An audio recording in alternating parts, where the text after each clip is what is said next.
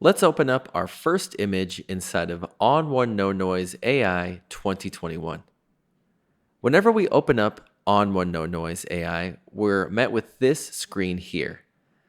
In this screen, we're going to be opening up the files or the folders of the images that we need to work on.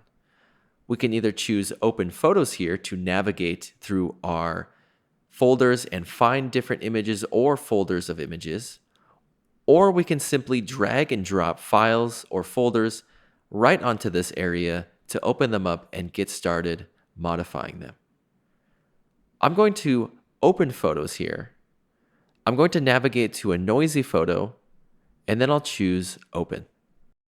When we open up images inside of NoNoise AI, it's going to zoom into 100% on the image, and it's going to create this before and after preview bar in the middle of the image. We can pan around our image, and we can also move this preview bar from left to right.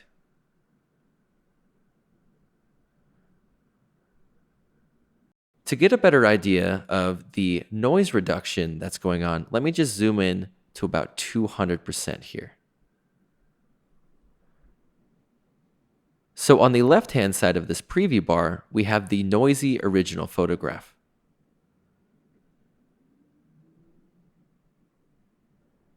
On the right-hand side, we have the edit, where NoNoise AI is making noise reduction. We can really see that in here behind the wolf in the background. We can, of course, modify this. If we don't want to see this preview bar, we can select this icon here at the bottom, and that will remove it. And now we're just seeing the edit. You can also toggle between the original and the edit by hitting the # key on your keyboard.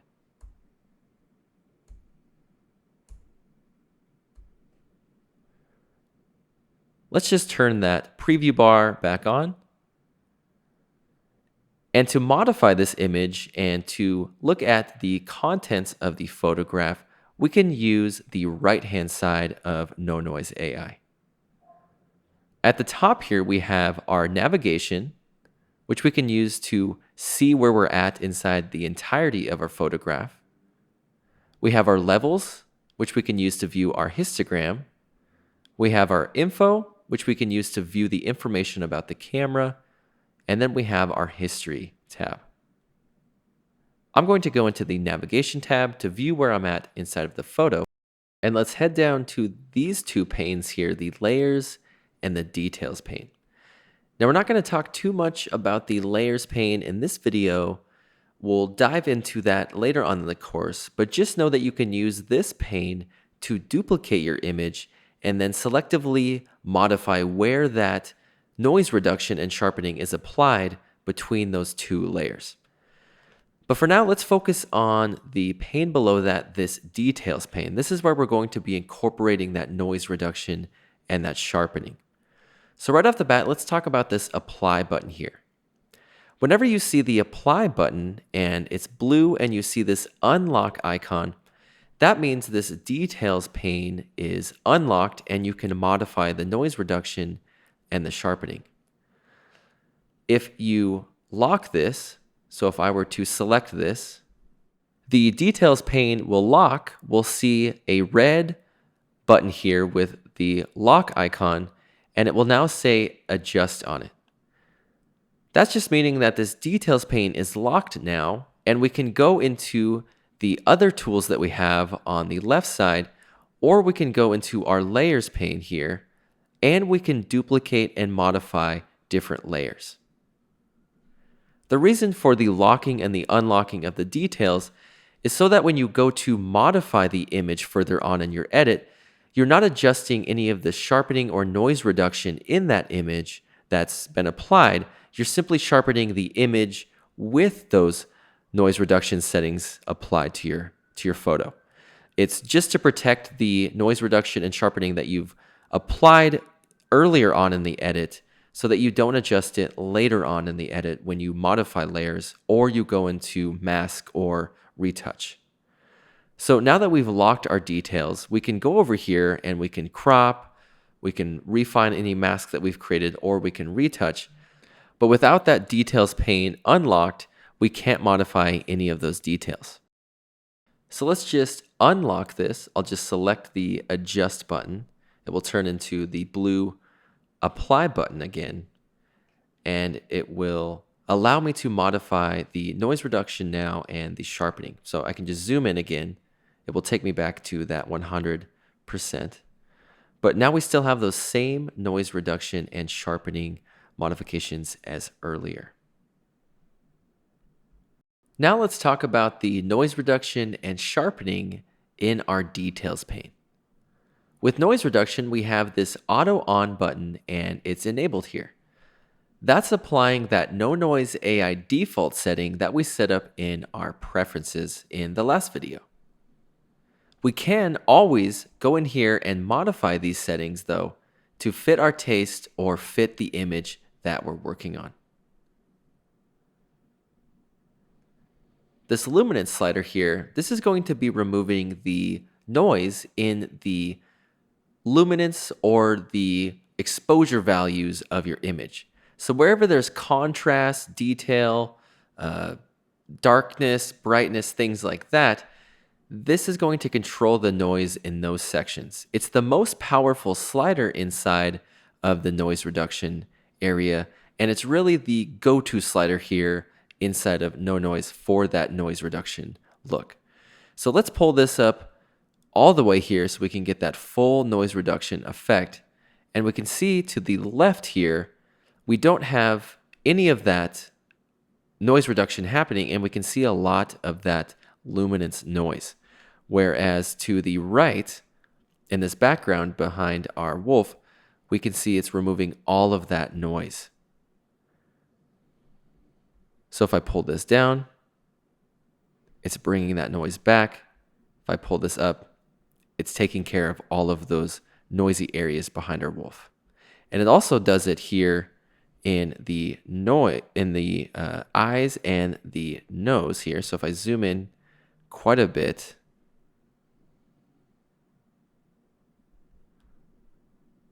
if we pull this back, we can see we have a lot of noise over here to the left. As we pull that up, it removes that noise in there. So that is the luminance slider in the noise reduction area. And then we have enhanced detail. Now the enhanced detail slider is going to add back that detail that might have been lost when we're removing the noise. So we can use this here to enhance the detail in the scene and make those textures pop again. So if I pull this all the way back, you can see it's a bit soft. If I pull up on this, it brings back those details. Below that, we have our color slider. This is going to be removing the noise inside of the colors to make sure that they maintain their saturation and brightness. So if you have colors in your image that have quite a bit of noise, this is going to make sure that they're not blurred out and they're not noisy at all. This slider is typically kept at 100 just to make sure all of those colors stay colorful. So we've gone over the luminance, the enhanced detail, and the color slider. Now let's go over the sharpening sliders a bit. The sharpening slider is a bit like the detail slider broken down. So if we need to add in a little bit more focus or sharpness or minor micro details into the scene, this sharpening area is the region for that. If we pull up on this amount here, you can see that those micro details, those micro areas of contrast really start to pop. Let's just pull this slider over here. You can see over there, let's just pull this guy over there. That'll make it easier for you guys to see. So if we pull back on this down to 0, we can still see we have quite a bit of detail going on with this enhanced detail slider. But if we want a little bit more detail or a little bit more sharpness in the scene, we can pull up on this sharpening slider there. And you can see it adds back that texture that was lost by the sharpening or just that wasn't there when we took the image. If we want to add in larger or smaller details, we can use this detail slider here. So if I want smaller details, I can leave this down here all the way at the bottom. If I want those details to be a bit larger, I can pull this detail slider up all the way. So let's just pull this slider up all the way, the amount slider, and then I'll modify this detail slider to visualize what I'm talking about. So if I pull this up, it makes those details a bit larger, kind of increases the radius of the sharpening. And then if we pull that back, it makes them a bit smaller. I'm going to leave it about right there and probably pull back on the amount a bit. And then we have the threshold here. The threshold is basically taking the sharpening and it's placing it on the edges. So if you want to remove a bit of the sharpening from those smaller areas and just place it around the larger edged areas of your scene, you can do that with this threshold slider.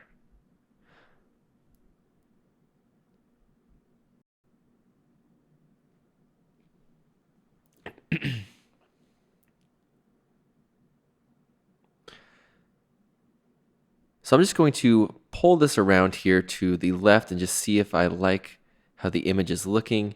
And it's looking like we brought back a bit of that noise by pulling up on the sharpening slider. And we really don't need that much sharpening on our wolf right here. So let's just pull back on that detail and pull back on that sharpening there. Just like that. And I think it just looks fine right there as we remove all of that noise, but keep the detail. So now I'm going to go over to the details pane here and I'm going to apply this adjustment to lock the details pane. And then I'm going to crop this photograph by heading over to the left side. And let's just modify this crop into a 16:9 here. I'll pull up on the bottom handle and let's just move it to the left. I'll hit enter. And now I have a noiseless image of a wolf here that's maintained all of the detail that it had when it was shot. Now that we've modified the noise in this image, let's export it. To export the photograph, let's just head down here to this export option at the bottom right corner. So now inside of this export dialog, we have the export options on our right, and we have the export presets on our left. So without any of these presets selected, we can go in here to the export options and modify this from the ground up. So we can choose the naming, destination, every single thing that we want to modify, we can do that in here with these export options. If we want a quick preset with those options already modified, we can use these presets over here to the left. So if I want a TIFF to the same folder that I'm working on, I can just select that, enable it, and I can see that it's already developed these settings in here for me.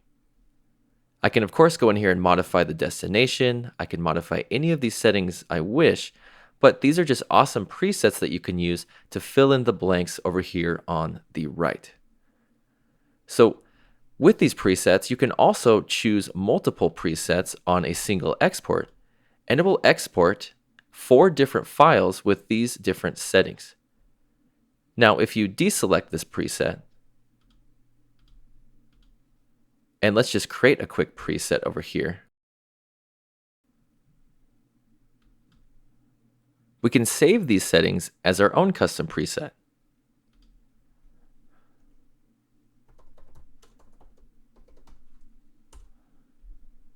Now whenever we go in and need to export, we can select this favorite preset here, and it will fill in the blanks on the right.